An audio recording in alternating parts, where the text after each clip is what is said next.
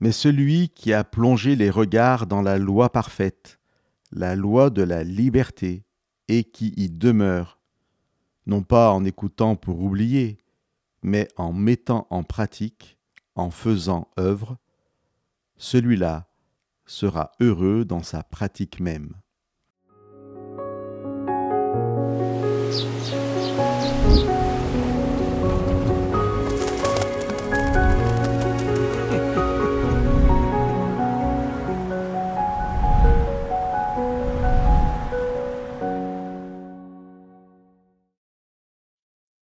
Dans les émissions précédentes, nous avons parlé de la parole de Dieu, parole qui fait naître et renaître, parole qui crée et qui sauve.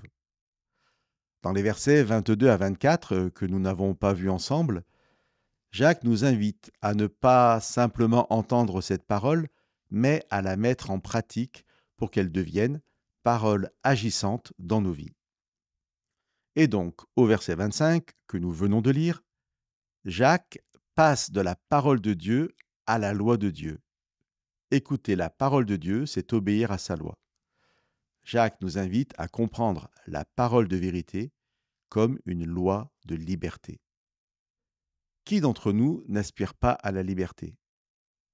Non pas la liberté comprise comme la possibilité de faire tout ce que je veux, mais la vraie liberté, celle qui résulte d'une libération de tous nos esclavages. Qui n'aspire pas à être libéré de tout ce qui ne va pas dans le sens d'une vie épanouissante. Dans notre verset, Jacques nous invite à ce qui peut apparaître comme un grand paradoxe. Il nous invite à obéir pour être libre. Mais la liberté n'est-elle pas le contraire de l'obéissance ? N'est-ce pas justement ne plus obéir à qui que ce soit, la liberté ? Sans Dieu ni maître, en quelque sorte, libre de toute chaîne.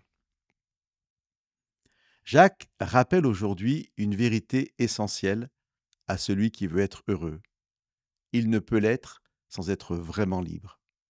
Et seule la loi de Dieu, parce qu'elle est parole de vérité, est parole de liberté et donc de bonheur.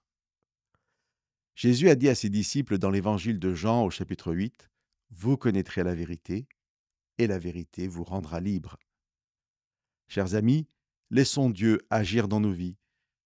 Laissons-le nous libérer de tout ce qui est contraire à sa volonté, à son amour, à la vie, et soyons libres de ne plus être esclaves du mensonge et de la mort. Soyons heureux.